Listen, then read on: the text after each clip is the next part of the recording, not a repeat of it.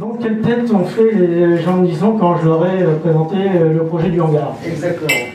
Donc, ils m'ont pas cru, et puis tout le monde me regardait avec les yeux un peu plus jeune, mais j'avais un peu de même goût quand même. C'est vrai. Qu'est-ce que c'est que ce gourou là, qui vient nous raconter ces sornettes? L'idée, c'était de s'amuser à faire des tableaux. Moi, mon projet, c'était de travailler sur la mémoire rurale. Ça, c'est un gros mot.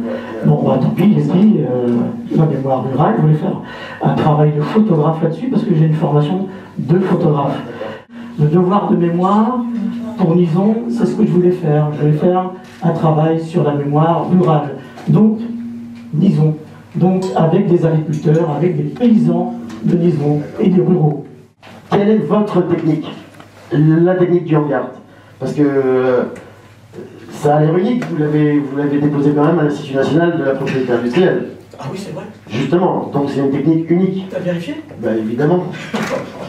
Les couleurs qu'on utilise pour faire nos tableaux du hangar font penser au pop art américain de Warhol, Andy, et font penser aussi, par certains côtés, à Bernard Ancilla, qui est un peintre français, qui a, on peut dire, du pop art français. Ça ne s'appelait pas comme ça. Le mouvement s'appelait, si mes souvenirs sont bons, la figuration narrative des années 70. Mais c'est la même période, c'est les années 70.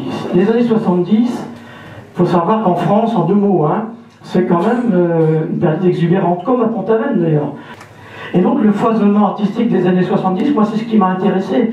J'étais jeune à l'époque, j'avais 20 ans et passé de quelques bouteilles, si j'ose dire. Et donc le fait de rencontrer tous ces artistes, grâce à Terre-Siquel encore une fois, moi ça m'a ouvert des horizons. D'où le pop art, d'où l'intérêt pour Bernard Ancilla, d'où l'intérêt pour le pop art américain, etc., etc. Alors la technique, c'était assez compliqué, j'ai mis un temps fou à comprendre comment on pouvait faire ce genre de tableau. Évidemment, la technique qu'employait Warhol, c'est de la sérigraphie, c'est pas la technique qu'on utilise. Notre technique, ce qui s'apparente beaucoup plus à celle de Bernard Ancilla. À partir d'une diapo. C'est-à-dire que je ne vous explique pas, mais on part d'une photo, on en fait une diapo, et on la projette et on en fait un tableau. D'accord? Photo, diapo, tableau. À partir de ces trois données, il fallait que ça s'imbrique, et il fallait surtout que la technique soit à la portée de tout le monde. Moi, c'est ce que je voulais. Je voulais que n'importe qui, que tout le monde puisse venir travailler, faire ce genre de peinture. Je l'aurais fait tout seul avec les photos que je demandais aux gens de Nison de m'apporter, ça n'aurait eu aucun intérêt, ou un intérêt beaucoup plus limité. En revanche, lorsque j'ai demandé aux gens de Nison s'ils étaient bien d'accord de venir faire les tableaux avec moi, et je vous assure, je l'avoue humblement, je ne savais pas comment m'y prendre. La veille d'ouvrir l'atelier, je ne savais pas. Je ne savais pas.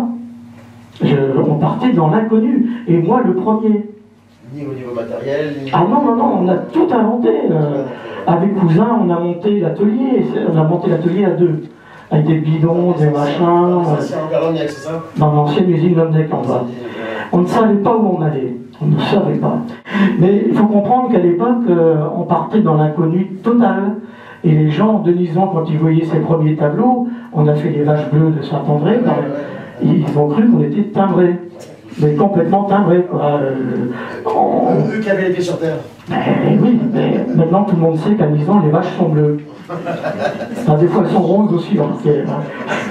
Et l'autre jour, on a fait un taureau vert. Vous voyez, donc on s'en sort pas. Hein.